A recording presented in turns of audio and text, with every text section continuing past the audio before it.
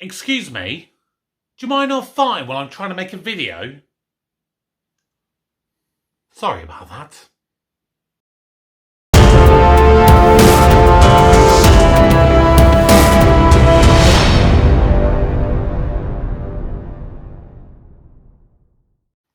Hello everybody, welcome back to the channel. My name is Kevin, I am a geek. You are watching Kevin the Geek and it is now December. So of course I have a little bit of Christmas decorations going up, and of course I wouldn't be a Doctor Who fan if I didn't have a little bit of TARDIS blue up in my tinsel. So it is now time for our first two-parter episode in my New Who Doctor Who review. This is The Aliens of London and World War III. Yesterday saw the start of a brave new world. Today might see it end. Now, if you are new to the channel, first of all, make sure you do like the video, subscribe to the channel, and click the notification bell so you know when all of my videos go live. The way my reviews work is I have 10 different categories. Each one of them gets a score out of 10, giving you an overall score out of 100, so I can truly definitively rank each episode in a fair way. Now, let's get started and talk about the Doctor. So this is the first episode in this series so far that really there wasn't that much of a mention of the Time War. So you had a bit of a back and forth kind of dynamic, and it's more seeing how the Doctor reacts in general day-to-day situations. My biggest gripe in this episode really stems to how he treats Mickey in this episode. I bet you don't even remember my name. Ricky. It's Mickey. No, it's Ricky. I think I know my own name. You think you know your own name? How stupid are you? To me, the Doctor actually felt a bit like a bully in this episode towards Mickey. He was very dismissive of him. He is very I'm not quite sure what the word is. He's very mean to him, constantly belittling him and calling him, Ricky rather than Mickey, even though he's been corrected. Like, one time you may give it a little bit of the benefit of the doubt, but in actual fact, the way he continually does that is actually quite unnerving to see, and I really didn't appreciate it. I mean, if there was no real reason to be that, probably for a lack of a better word, nasty to him. I really didn't understand why they wrote him like that in this particular episode. The other stuff with him was good, and I wanted to give him a higher score, but I think because of the nature of the way he worked with that, it just didn't feel right. It felt very undoctor-like, if that makes any sense. And I don't really think I've seen any other moments where the Doctor treats anyone so badly. At least in the context of someone who doesn't deserve it. Mickey didn't deserve any of that at all. So that was really unnerving. The reactions, the interactions he had with Rose and Harriet Jones, with Harriet Jones, that was really, really lovely done, and really had a nice dynamic between them. And of course, you had the communications with the Slitheen. Overall, the Doctor was good in this episode, probably higher than average, and I probably would have rated him about a 7. But I think because of the way he treated Mickey, I've got to downgrade him, and I'm going to give the Doctor a 6 out of 10 for this episode.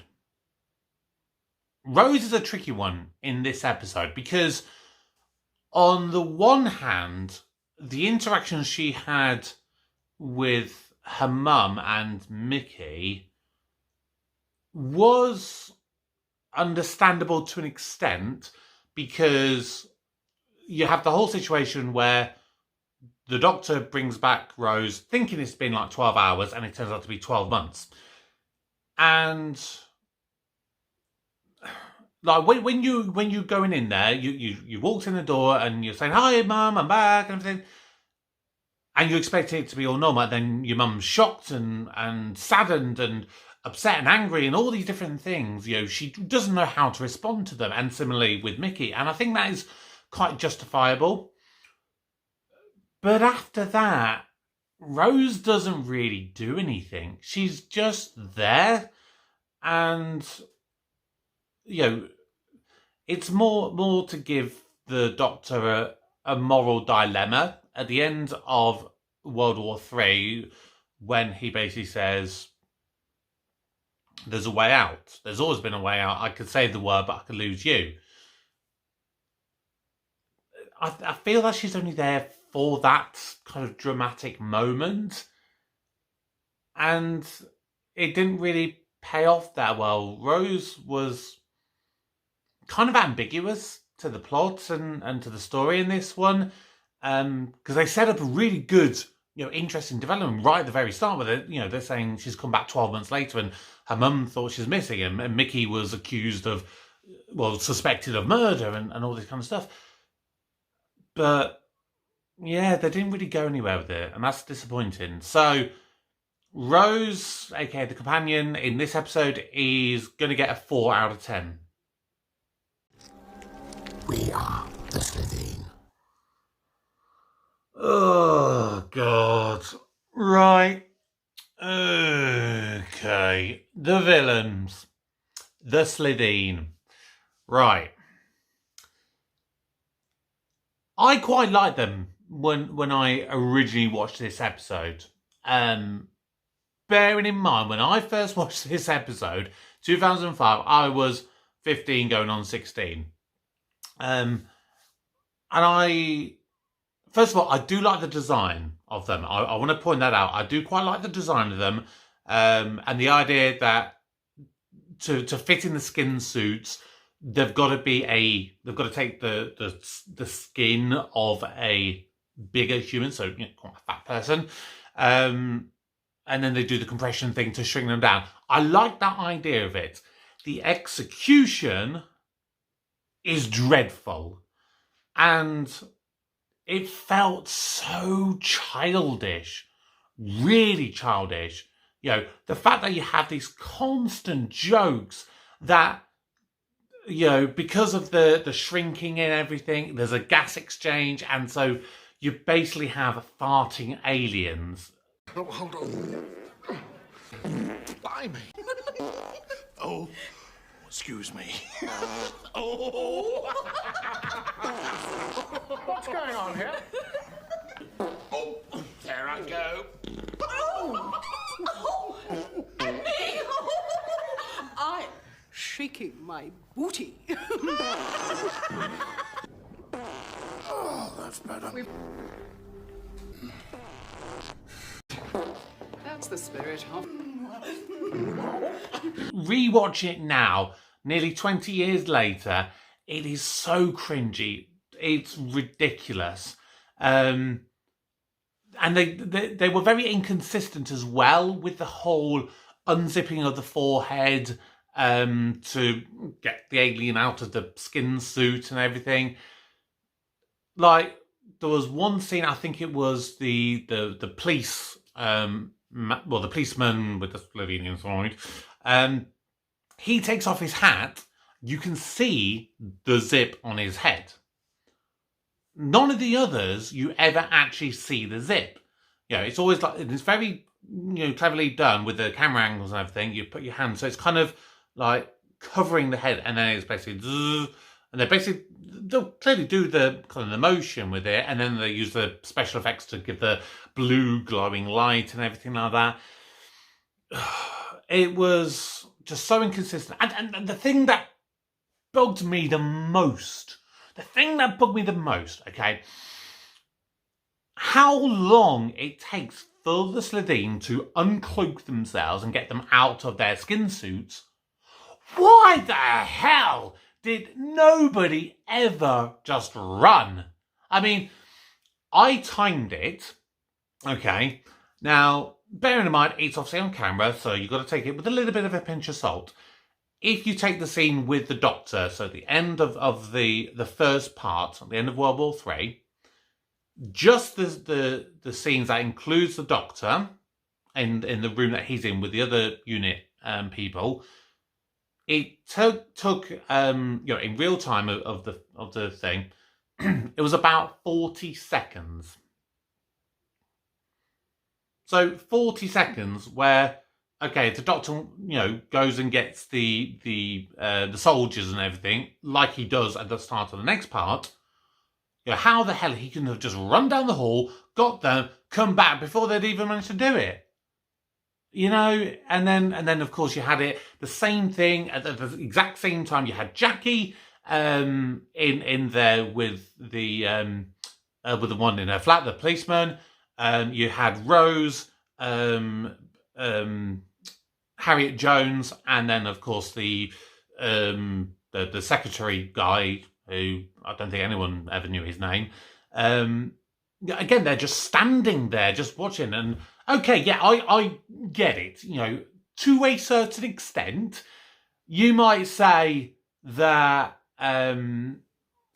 it's it's a bit of a shock and everything, and you might for a moment be sort of like took back, and you're staying still, and you're like, what the hell is going on? But then as soon as you realise what is going on, you fucking run. You literally just get out of there, away from the baddie. That's it. Anyone with any level of common sense should know to do that. Yeah, sorry, rant over. I do apologise. But yeah, there was a lot of things that just really annoyed me with the Slitheen. And their motivation, again, kind of similar to Cassandra in The End of the World. It all boils down to money, and all they wanted to do was to blow up the planet, and then they sell bits of the planet to make a fortune. Interesting that they go with the fact that they're a family, not a race. It's something a little bit different there, but it was so bad. It was really, really not good, not well executed. The only saving grace was the design, which, it was all right. The Slitheen are going to get my lowest score so far for any of the rankings in any of the categories. They're going to get a 2 out of 10. And that's generous.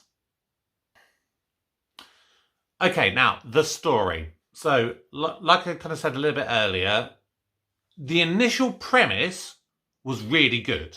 The fact that you have the TARDIS supposedly landing 12 hours later, it turns up 12 months later. They could have done so much more with that, but it really just felt that was done and dusted. It did kind of bring it back a little bit, that Jackie was worried about Rose, but it was over in, 10 minutes or so. And that was a shame, because I would have loved to explore that in a little bit more detail. So that's a shame. The rest of it, it just felt like they're going, okay, let's try and do something based around first contact, first contact with human race, and then flip it on its head a little bit. Maybe put in something with the government, and the Prime Minister and the Cabinet and all this kind of stuff. But yeah, it wasn't like, it's still not an engaging story. It's not something I'm thinking like, what's a really good story that Doctor Who have ever told? That's never going to be on my list in there. It's not. It's simple, generic. It's a bit boring. But yeah, not great. So I'm going to give the story a 3 out of 10.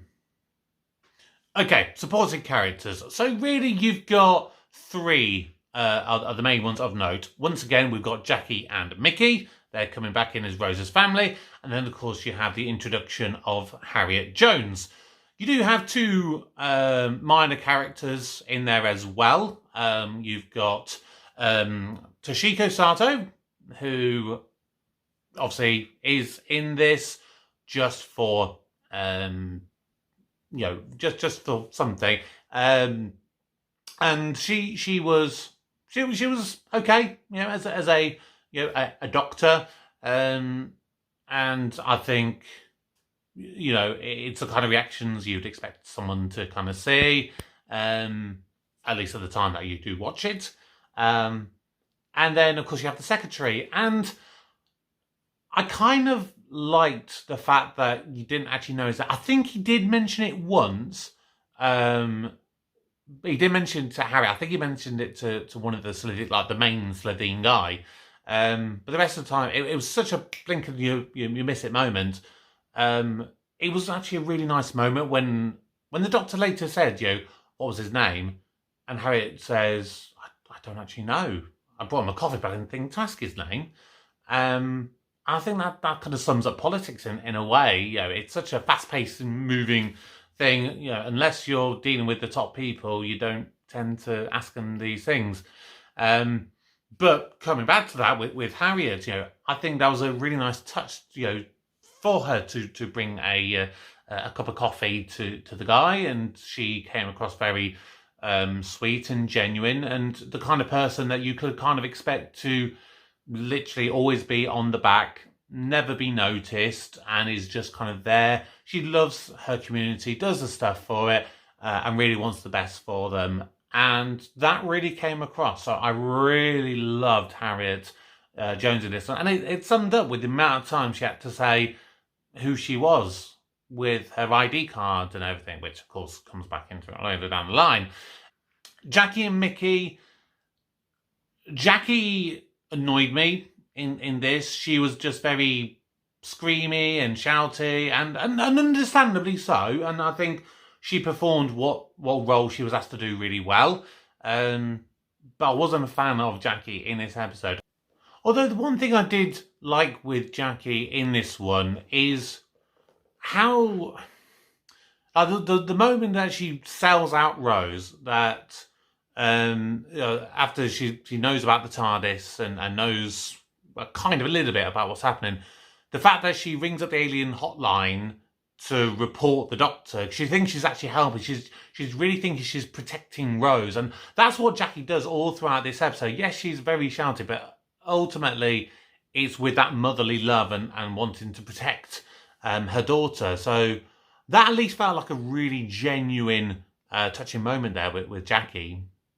Mickey, it was really nice because at the end of the first episode, at the end of Rose, he just seemed this scared little mousy kind of person, and in this one he kind of really steps up. And maybe it was the fact that Rose is missing for a year, because one of the things you see, again in a bit of a blink and you miss it moment, you see he's got like a notice board in the background, and he's clearly been kind of delving into history and trying to research about the Doctor and all the things that kind of happens. I think he's kind of had to mentally prepare and toughen himself for when the Doctor and Rose eventually come back into their lives.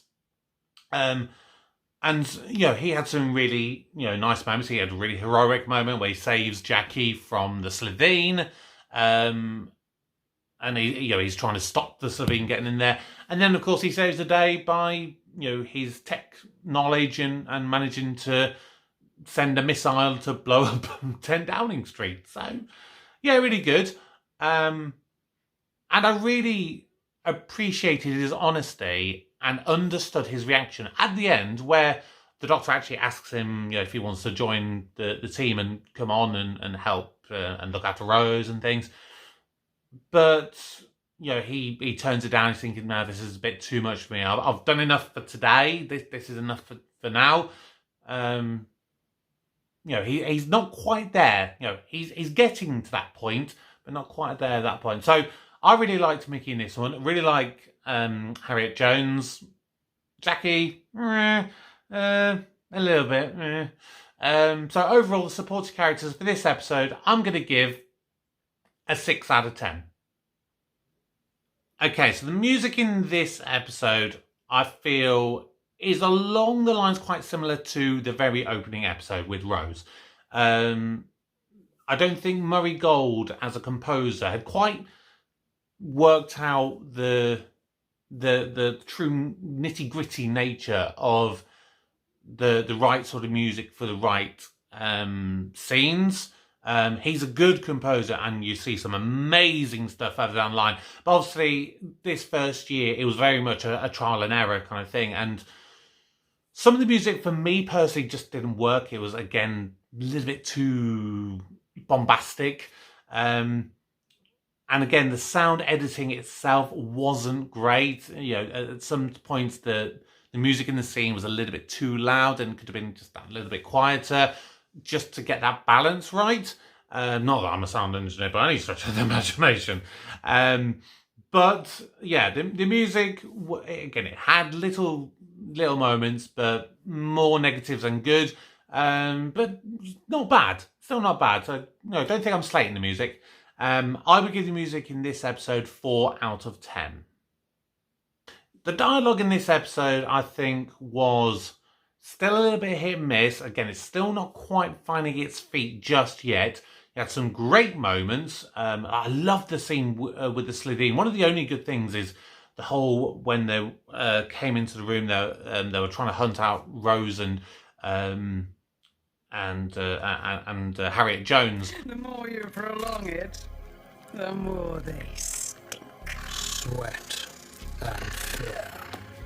I can smell an old girl, stale perfume, and brittle bones. and a ripe youngster. All hormones and adrenaline. Fresh enough to bend before she snaps. No! Take me first! Take me!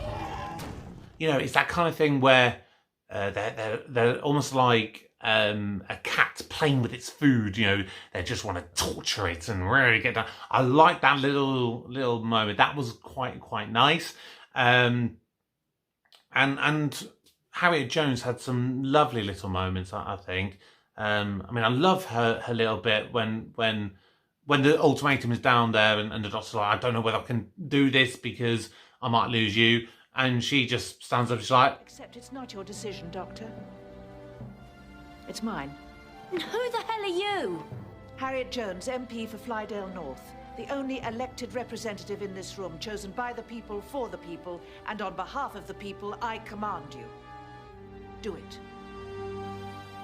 And that was the time that Harriet Jones really first takes charge and command and can become that future leader that the Doctor, you know, foresees that she will eventually become. The scene I thought that was the most stupid, not because of the scene in itself was stupid, but a little thing, that the fact that the most secure government website, where you are literally controlling the Navy and you can fire missiles and you can do all this kind of super secret security stuff, it uses the password Buffalo. 2 F's and 1 L. And it's the same password for everything. Really? I mean, I know we're getting a lot more sophisticated with passwords, and so many more passwords these days have to have such amazing encryption and to make it really super duper secure. But the word Buffalo? Seriously? Nah, ridiculous. Absolutely ridiculous. So yeah, dialogue very average. Some up, some down. I'm going to give it a 5 out of 10. Okay, special effects now. And I think, similar to what I've said in previous episodes, wide angle shots don't look too bad. It's the close-ups that are a bit iffy.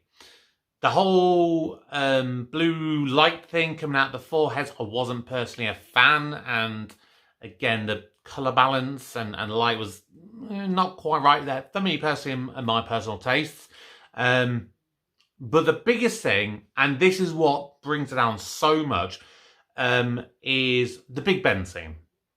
Now, that actually wasn't a special effect in terms of that was CGI. That was actually practical, because obviously they didn't literally put a spaceship into Big Ben, but they built a miniature kind of replica, and so they used a miniature model to do the crashing into it. The fact that, if you have never noticed it yet, once I tell you what that is, you will never be able to unsee it. Okay? Now I'm going to play the clip now. Just watch. Okay. Now, if you look closely, what you will notice is they did it wrong. They literally messed up. And so if you look at the clock face, all of the numbers are backwards. So it should be going clockwise 1, 2, 3, 4, 5. Basically, it's going clockwise 12, 11, 10, 9, and so on. That's a major mistake. And I can't believe... If anyone didn't pick that up, that is the most ridiculous oversight ever. And if someone did pick that up, why the hell did you not then change it?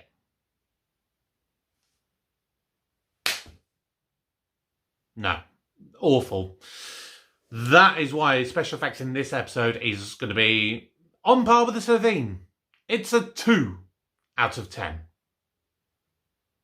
Now, the set in this episode mostly featured Jackie's flat, Downing Street, the hospital for basically one small scene, and briefly the TARDIS as well.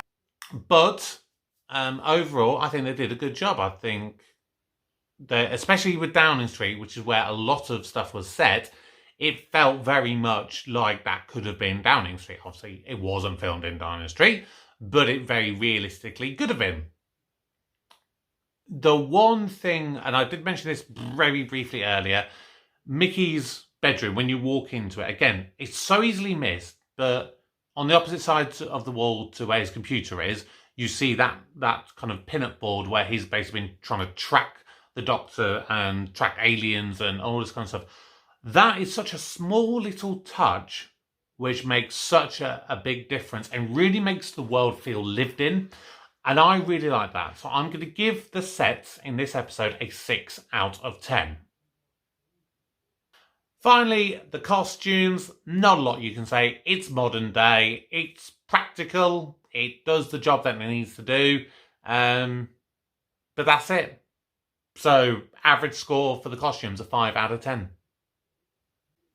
And so, now that we've done all 10 categories, when I add them all up, that gives us a score of 43 out of 100. That gives Aliens of London and World War III a score of a D. Now, I don't want you to feel so much that I'm really bashing on this episode, because that's how I felt like doing this review.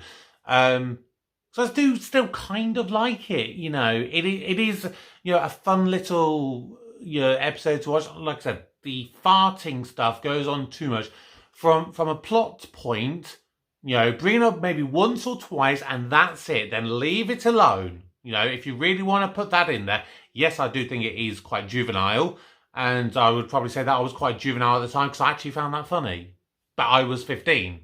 So, yeah, it's... I mean, it is a reasonable episode, and the stuff that it does well. But unfortunately, there are a lot of negatives that do drag this down a lot further than I actually remembered with this one. But what do you think? You know, please do drop a comment down below. Let me know your thoughts. Do remember to like the video, subscribe to the channel if you are new. Click the notification bell so you can see when all of my videos go live. The current plan, at least running up until Christmas, we're going to do an episode once on a Wednesday, once on a Sunday, each day at 6 PM. The videos will go live, and that will mean the very last Wednesday before Christmas Day. That will be our roundup of the first season of Doctor Who, following my full rankings. And then on Christmas Day itself, I will release the Christmas Invasion. But until next time, my name is Kevin. I'm a geek, and you have been watching Kevin the Geek. I thank you for watching, and goodbye.